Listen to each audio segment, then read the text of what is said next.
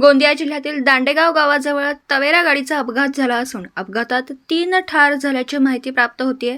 तिरोडा तालुक्यातील कर्टी येथून साशगंधकरिता तवेरा गाडी क्रमांक MH40A4243 मूर्तिजापूर येथे जात असताना दांडेगावाजवळ गाडीचं नियंत्रण सुटल्याने तवेरा गाडी रस्त्याच्या कडेला गाडी घुसली असून त्यात 3 लोकांचा मृत्यू झाला तर 7 ते 8 लोक जखमी झालेत।